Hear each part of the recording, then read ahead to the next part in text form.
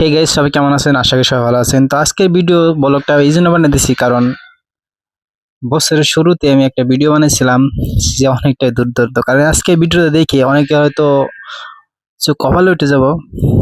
কারণ এখন যে এরকম শিলাবৃষ্টি হয়, হারতে দিন পরে রয়েছে, যাদের খেতে ধান আছে তারা কি চিন্তা করবে? আর দেখুন যে কত সুন্দর করে শিলবৃষ্টি হয়েছে। আর এগুলো আমি এক একটা করে জড়ো করছি, কারণ ভিডিওগুলো এই জন্য বানানো হয়েছে কারণ তোমরা দেখো, কারণ কতজন মানুষ এমনই আছে তারা ঘুমাইছে আর জানে না। আর তোমরা হয়তো মনে করবে যে ভিডিওতে ভিউজ পাওয়ার জন্য এগুলো ভিডিও বানাইতেছো, আসলে না। একটা ভিডিও অনেক কষ্ট করে বানাইতে হয়। আর তোমরা একটা সিরিয়াসলি ভাবে না যে ভিউজের কারণে একটা ভিডিও বানায়, কিন্তু না, যে ভিডিও বানায় সে কিন্তু জানে যে কত কষ্ট করে একটা ভিডিও বানাইতে হয়। কিন্তু দেখো, এই যে ভিডিওগুলো আমি বানাইছি এগুলো আসলে একটা ইতিহাস। কারণ এই যে আজকে যে শিলাবৃষ্টি হইলো, এগুলো কিন্তু আর কোনো হবে না। আর শিলাবৃষ্টি যখন হয়েছিল তারপরে পরে দেখো এই যে কত রোদ। কারণ এটা কি, এটা আমাদের মাঝে গজব পড়তেছে কিনা জানি না, কিন্তু যা হয় সব আল্লাহ আমাদের জন্য ভালোই করেন।